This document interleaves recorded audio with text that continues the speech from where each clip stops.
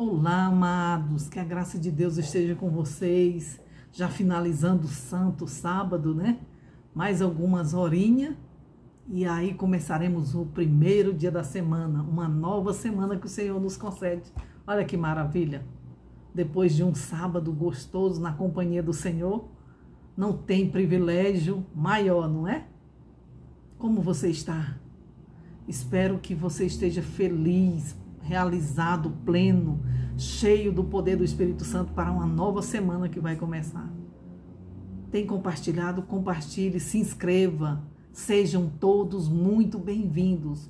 Os que já se inscreveram, que Deus abençoe vocês e os use como instrumento em suas mãos. E os que têm se achegado aqui, têm gostado, sejam muito bem-vindos. Que Deus abençoe você. Compartilhe, se inscreva, deixe o seu like, para que muitas outras pessoas possam também, sincera como vocês, também alcançarem mais conhecimento da palavra de Deus.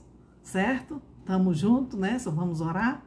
Santo eterno Deus, amado Pai, louvado, santo, bendito e glorificado seja o teu santo nome. Eu te louvo e te agradeço, Senhor, por cada um dos teus filhos que aqui estão inscritos, para juntos podermos levar para mais e mais pessoas a tua palavra, Senhor. Abençoe estes guerreiros, estas guerreiras, em nome de Jesus, a permanecer cada dia mais, Pai, enraigados, com suas raízes enfincadas no Senhor, que todos os dias eles te busquem em espírito e em verdade, que o Senhor seja o nosso refúgio, o nosso socorro, a nossa fortaleza, o nosso castelo forte. Toma conta da nossa vida, Pai.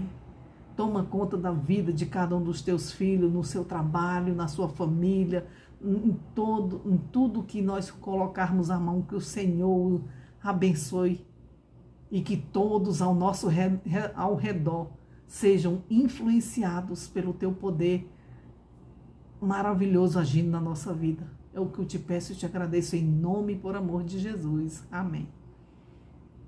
Como é bom podermos conversar da palavra de Deus, né? Conversando com você, mais ainda. Que alegria, amados. Paramos sobre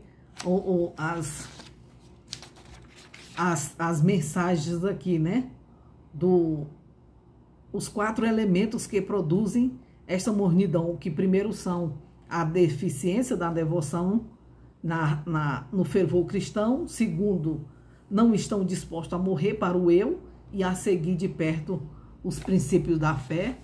Terceiro, não se empenham de maneira cabal e de coração na obra, identificando-se com os seus interesses, né?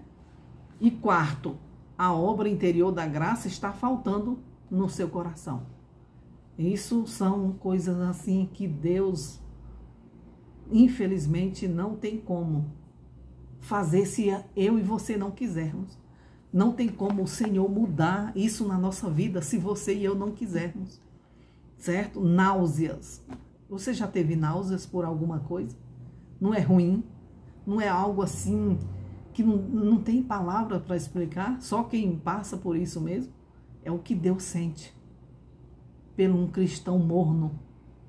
Água morna produz náuseas, podendo ser administrada como vomitório em caso de intoxicação. Olha que interessante, uma descoberta que eu não sabia, que a água morna pode causar vômito no caso de desintoxicação, para realmente aliviar o sintoma, o problema, porque é ruim mesmo. Também indiferença e falta de conversão são repulsivas para Deus. São repulsivas a Deus, e os que nela perseveram terão que ser despedidos da presença de Deus. Não tem como o Senhor ficar lutando com a pessoa que não quer. É indiferente a tudo que ele faz, ao seu amor, aos seus apelos, a tudo. E infelizmente Deus não vai ficar com uma pessoa dessa na sua presença. O coração de Jesus se compadece dessa mornidão e debilidade. Expressa seu fervente desejo de que a situação mude. Mas depende de mim e de você. Todos os dias, amados. Não é só hoje, um momentinho, e no outro sábado de novo. Não, é todo dia. Desde a hora que você abre os olhos pela manhã, a hora que você vai se deitar, todos os dias. Ali, inteiramente com o Senhor, porque Ele está conosco, lutando as nossas lutas.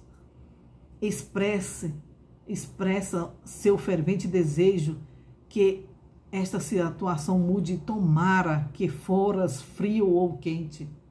Ele ainda deseja que a pessoa seja frio ou quente, porque há solução.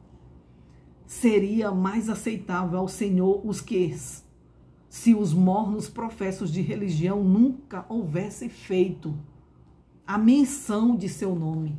Olha como é sério. Os mornos, o Senhor não quer que nem mencione o nome dele.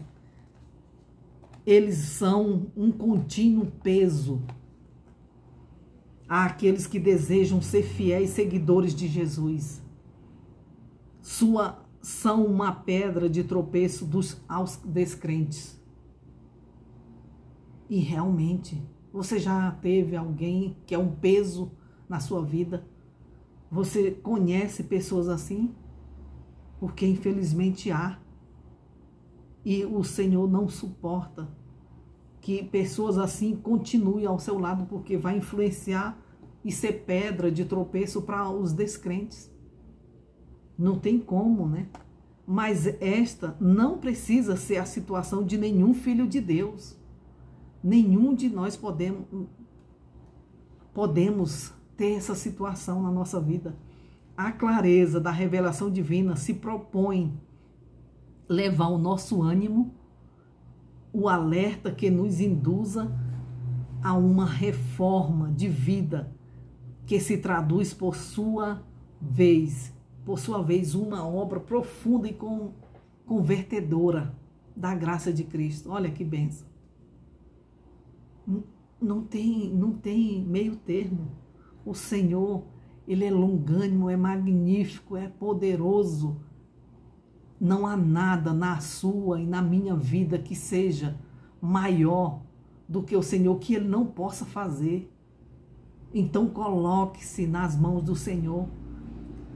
Se entregue inteiro e completamente ao Senhor, que Ele fará a mudança necessária na sua vida. E você será uma bênção, porque Ele te ama, Ele morreu, Ele se doou a sua vida, para que hoje você respira, porque hoje você vive, você fala, você anda. A infatuação espiritual e a justiça própria. O cerne da mensagem da testemunha fiel é constituído por outra alarmante revelação. Como dizes, sou rico e estou enriquecido e de nada tenho falta. Você já viu gente falar assim? Já conhece tudo? Não precisa mais de estudar a palavra de Deus, já sabe tudo. Eu já li de capa a capa. Quando as pessoas me falam isso, eu digo, infelizmente, eu estou vendo mesmo que você só leu a capa, Bíblia Sagrada, mais nada. Porque quando você e eu lemos isso aqui, tem que haver uma transformação na nossa vida, no nosso caráter. Não tem como permanecermos iguais. Porque o Espírito Santo, a palavra é viva, ela transforma, ela muda. Então, quando a pessoa diz, eu sou rico e enriquecido estou, de nada tenho falta, e não sabes que infelizmente és desgraçado, miserável, pobre e cego e nu. Apocalipse capítulo 3, versículo 17. Assim são muitos, a maioria está desse jeito. Cegos, pobres, miseráveis, pelo poder das trevas. E eles não fazem nada para que o Espírito Santo mude isso na sua vida. Por quê? Por causa que interessa para eles. Os filhos de Deus não participam da condição de Laodiceia. São apresentados, amados, numa posição de segurança carnal e numa atitude presunçosa de justiça própria. Estão tranquilos, creem-se numa exaltada condição espiritual. Porém, o seu estado é deplorável à vista de Deus e eles não sabem. Estão, infelizmente, enganados, enganando a si próprios. A mensagem aos laodiceanos aplicam-se aos adventistas do sétimo dia. É para mim, é para você, que é um guardador e do Santo Sábado do Senhor e do advento de Cristo.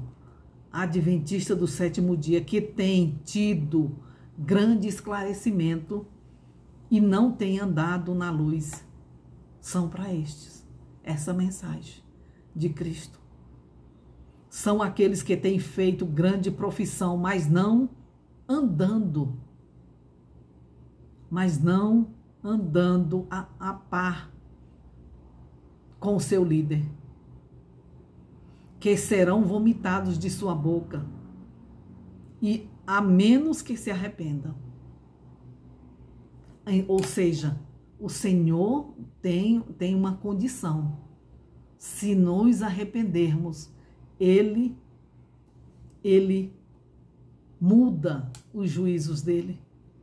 Por isso que Ele ama e é amor.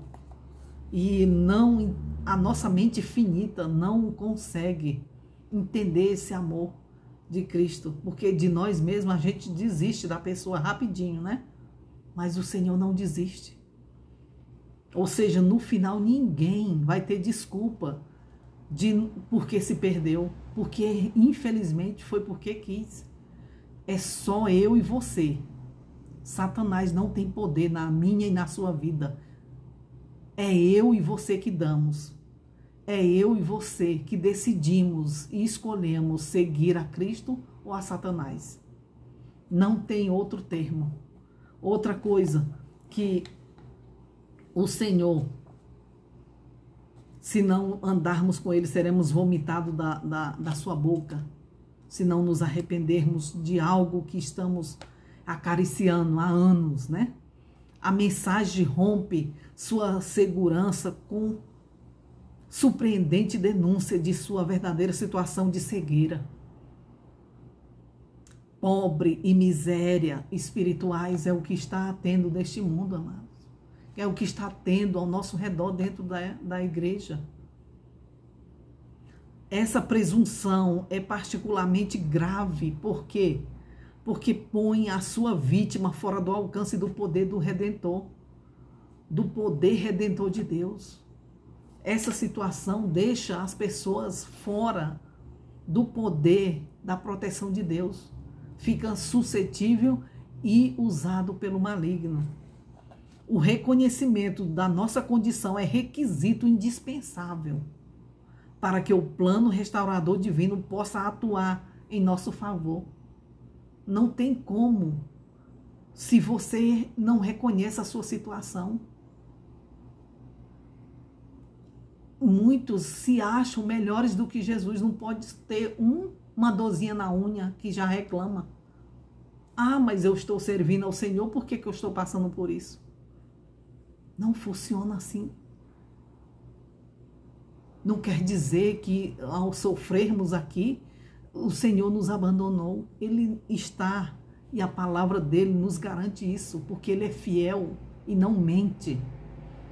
Que ele está conosco, ele atua, o plano dele, a condição dele e o requisito é indispensável para o plano da minha e da sua salvação. Em nosso favor. Os sãos não necessitam de médico, mas sim os que estão doentes, assim declarou o Senhor. E acrescentou: eu não vim chamar os justos, mas sim pecadores. E não tem como nos acharmos justas diante de Deus. Ah, mas eu mereço, né? Eu não sou tão ruim. Eu não mato, não roubo, eu não minto. Não, também não funciona assim. O Senhor nos diz que Ele veio chamar, não justos, mas pecadores. Nós somos pecadores. Não quer dizer que com isso eu posso andar pecando. Aí não. Ah, eu vou continuar pecando, Deus entende. Ele vai me salvar assim mesmo. Não vai. Deus, ele é grandioso. O que você tem feito de tão grave, de tão abominável que Deus não possa mudar? Ele pode. Busque o Senhor, entregue nas mãos do Senhor, confesse a Ele. Lembra do primeiro tópico? Oração. Segundo, oração com sinceridade e conversão. Mais outra coisa que ele veio fazer, a verdade sem dúvida é que não há justo nenhum sequer, porque todos pecaram e destituídos estão da glória de Deus. Romanos 3, 10 e 23. É isso, é essa infelizmente a nossa condição, mas que o Senhor veio para mudar isso. Não é para ser assim para sempre. Louvado seja o nome do Senhor. Quem são, pois, os sãos, já que não há nenhum, né? Não tem nenhum são. São os presunçosos espirituais, os que estão cheios de justiça própria, como os fariseus da parábola? Somente esses.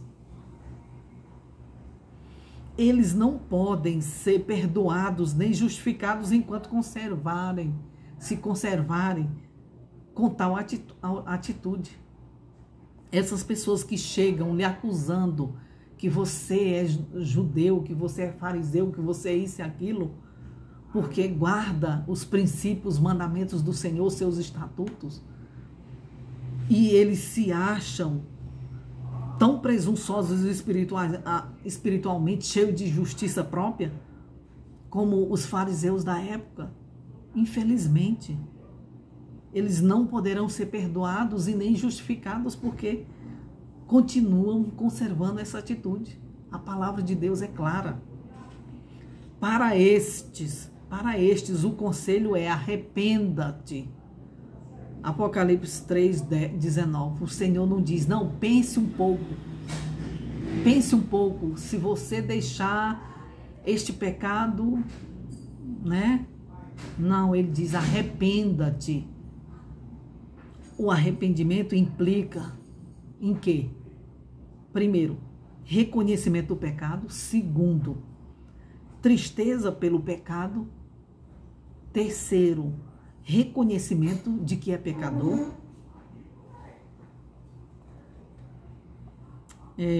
Desejo de abandoná-lo. E isso é o arrependimento. O arrependimento é isso. É o reconhecimento de que você é pecador, do pecado que você comete, tristeza pelo pecado, desejo de abandoná-lo. Se não existir esses três passos,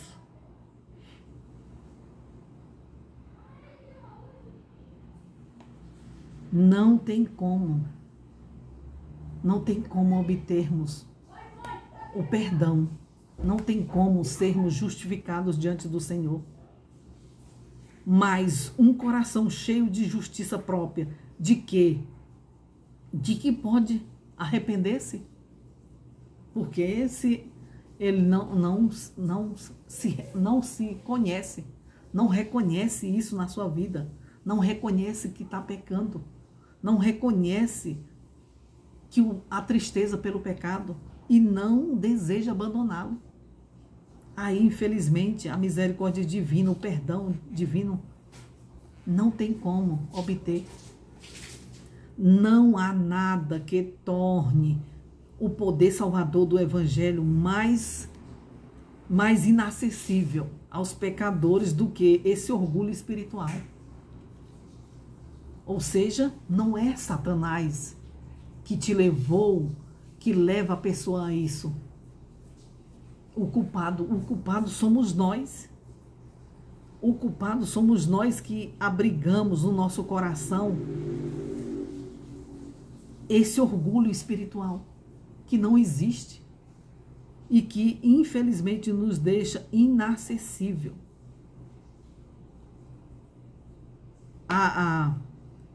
ao perdão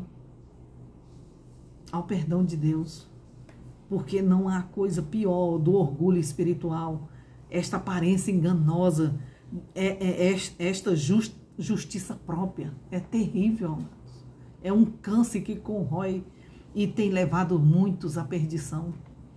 Estes são colocados no rolo, no polo, aliás, oposto à justificação pela fé. O único caminho para alcançar o perdão e vitória. São colocados opostos. Este sentimento de sou rico e talvez o grau mais absoluto da justiça própria que o profeta aqui, Isaías, classifica como trapos de imundícia. Isaías 64, versículo 6.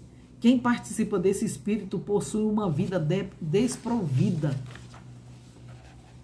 de frutos, como a figueira estéril, que, apesar de ostentar abundantemente folhagem de presunção, por isso que essa mensagem ficou para que mostrando a natureza de cristãos orgulhosos espiritualmente que se acham, né?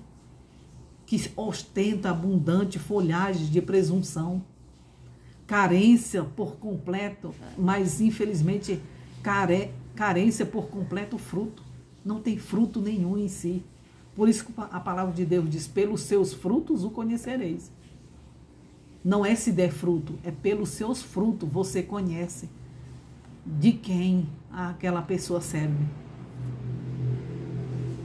Não tendo a minha, olha só, com razão Paulo desejava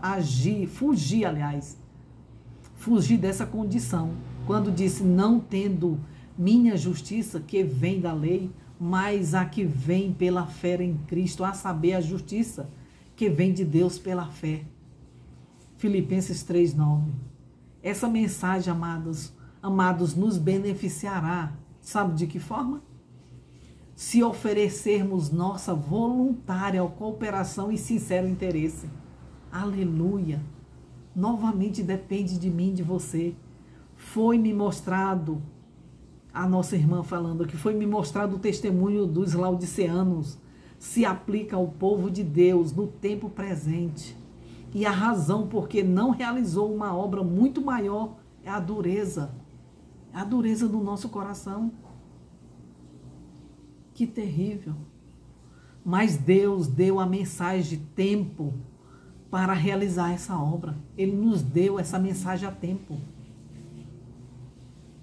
O coração precisa ser purificado dos pecados porque por tanto tempo exclui a Jesus.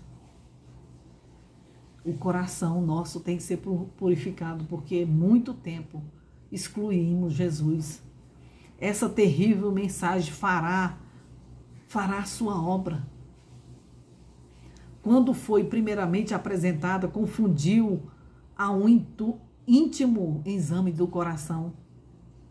Os pecados foram confessados em todos os lugares, os povos de Deus, o povo de Deus foi sacudido e vai ser sacudido novamente, como no passado, vamos ser sacudida.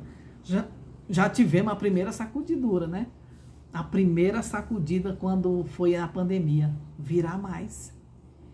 Prepare, amados, prepare os lombos. Cinja-se com a armadura de Deus, conheça a palavra de Deus, conheça quem é Deus. E preparemos os nossos lombos, porque virá chumbo grosso de idolatria, de presunção, de abuso de poder, do poder do maligno agindo nos governos, agindo na igreja, a besta, né? E o falso profeta, todos vão vir sobre nós. Se perseverarmos na fé, na palavra do Senhor, eles virão sobre nós. Mas em nome de Jesus não vai alcançar, não vão conseguir. Olha, coisa mais importante também. Mas Deus deu a mensagem a tempo para nós, a tempo para realizar essa obra. O coração precisa ser purificado dos pecados que por tanto tempo exclui a Jesus nessa terrível mensagem. Quando foi primeiramente apresentado, conduziu a um íntimo exame do coração. Os pecados foram confessados. Em todos os lugares o povo de Deus foi sacudido. E novamente eu digo, vai ser sacudido agora novamente. Ela estava destinada a despertar o povo de Deus e a denunciar-lhes a apostasia e levá-los a um zeloso arrependimento, a fim de que muitos pudessem ser favorecidos com a presença de Jesus e estarem preparados para o alto clamor do terceiro anjo. Aleluia, louvado seja Deus. É maravilhoso podermos sentir a presença de Deus na nossa vida, sentir que Ele tem lutado junto conosco para que a gente renuncie renuncie todo orgulho, presunção espiritual. Que toda honra e toda glória de todo conhecimento que até aqui temos seja dada ao nosso Senhor. Um remédio eficaz. Que remédio é esse? A amorável mensagem da testemunha fiel, porém, não se limita à denúncia da triste condição espiritual de Laodiceia.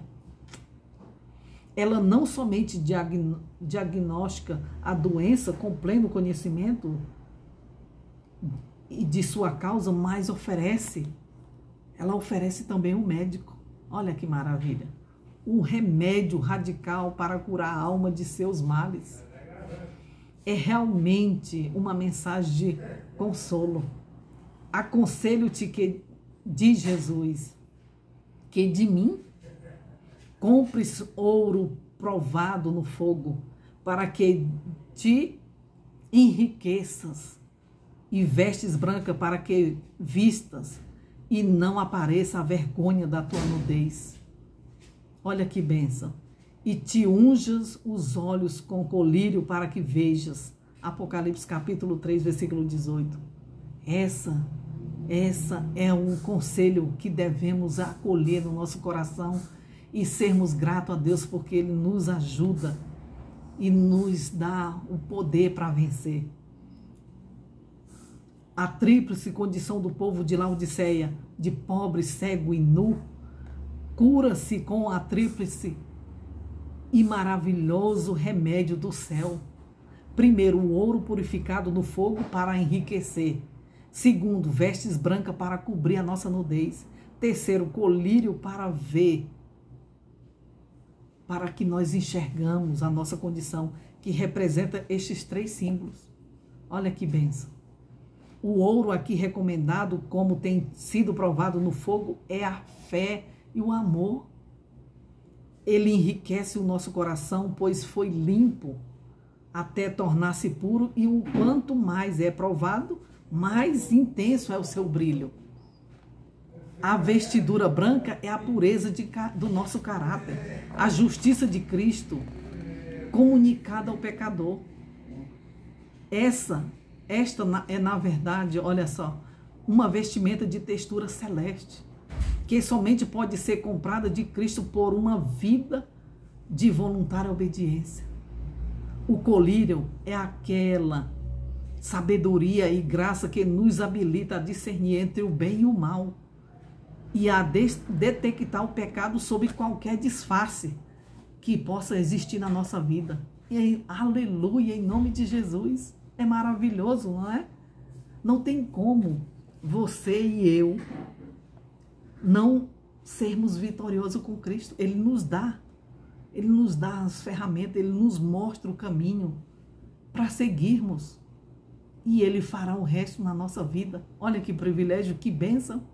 Que Deus te abençoe, meus amados. Que Deus ilumine a sua vida, a sua família, que seja uma bênção por onde você for.